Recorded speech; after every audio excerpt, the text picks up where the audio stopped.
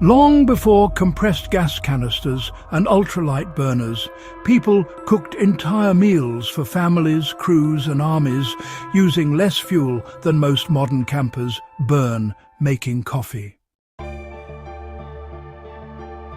This was not because they accepted inefficiency. It was because they understood heat in a way that modern outdoor culture has largely forgotten. Across Europe, the Middle East and much of Asia, travellers and rural communities relied on compact stone ovens that captured, stored and reused heat with ruthless efficiency. These ovens were not primitive conveniences. They were thermal machines, refined over centuries. When built correctly, they outperform modern camping stoves in total energy use, cooking capacity and reliability, especially when fuel is scarce or conditions are hostile. So, you see, ancient builders, they really focused on heat retention rather than, just the sheer intensity of the flame. Nowadays, modern camping stoves, they tend to prioritize instant flame and rapid boil times. But back then, retaining heat was what truly mattered. They understood, quite wisely, that fire itself can be terribly wasteful if its energy just escapes into the air. That's why stone ovens were crafted to absorb heat during a short burn, and then, rather cleverly, release it slowly over the course of several hours. This ingenious method meant that a single small fire could actually cook several meals.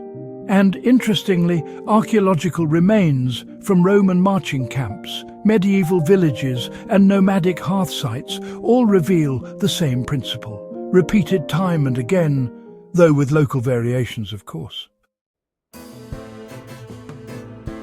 The goal was not a bigger fire, but, a smarter one. The most common form was a low, dome-shaped structure built from dense stone or packed earth with a narrow opening and thick walls. Fuel was burned inside the chamber until the stone mass was fully heated. Ashes were then raked out, and food was placed inside, using retained heat alone. This method appears in Roman field ovens, medieval bread ovens, and even temporary military kitchens. The shape mattered. The dome reflected heat inward, while the thickness slowed heat loss. This created an even, stable cooking environment that modern stoves struggle to replicate without constant fuel input. A modern stove converts fuel directly into flame, and once the flame is off, the heat is gone. A stone oven stores energy. One controlled burn heats the structure, and that stored energy does the cooking.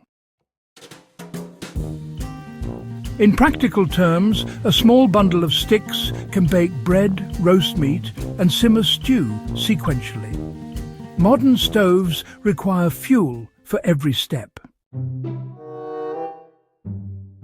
In fuel-limited environments, the stone oven's advantage becomes, overwhelming.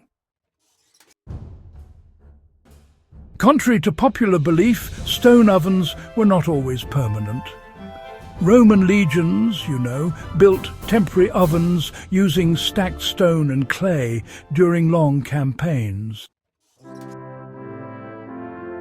Medieval travellers constructed low field ovens, partially buried into slopes, using earth as insulation.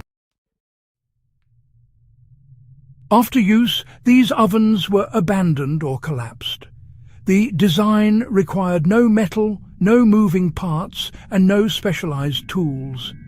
This made it ideal for groups operating far from supply lines. Camping stoves heat unevenly. Flames concentrate heat at a single point, often scorching food while leaving interiors undercooked. Stone ovens radiate heat from all sides. The walls, floor and ceiling become the heat source. This produces even cooking without constant attention. Ancient cooks exploited this by timing food placement. Bread went in first at peak heat. Roasts followed as temperatures fell. Stews finished last. This sequencing maximized every unit of energy stored in the stone. A simple field version can be built using dense stones and earth. Choose stones that are dry and non-porous to avoid cracking. Stack them in a low dome shape, leaving a small opening. Pack soil around the exterior for insulation. Build a fire inside and maintain it until the stones are too hot to touch. Remove embers, allow smoke to clear, then cook using retained heat. Now, this process actually mirrors historical practice. And, well, it requires far less wood than open-fire cooking. Modern stoves, you see, tend to lose efficiency in wind and cold. Flames are disrupted, and fuel consumption, well, it increases. Stone ovens, on the other hand, are largely unaffected once they're heated. The mass of the oven shields heat from the wind, and rain, honestly, has minimal impact after the initial burn. This reliability, it's really why stone ovens appear again and again in cold and mountainous regions, where open fires are simply impractical.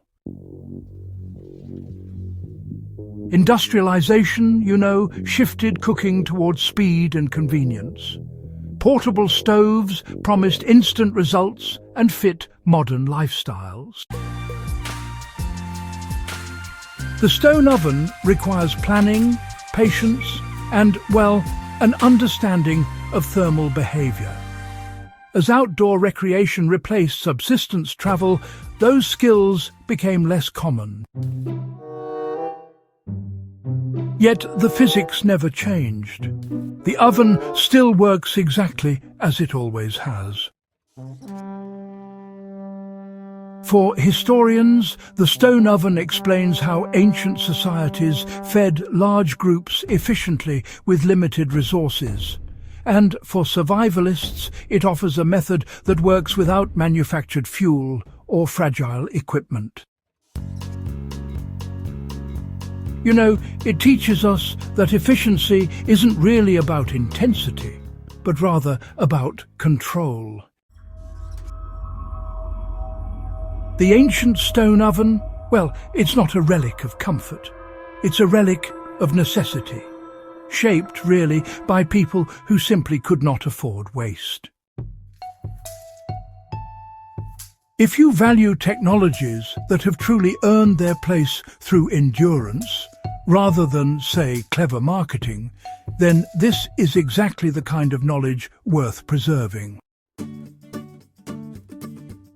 Subscribe to Relic Logic for more deep explorations into historical systems that quite often still outperform modern shortcuts. And do share this episode with anyone who believes the past still has practical lessons just waiting to be reclaimed.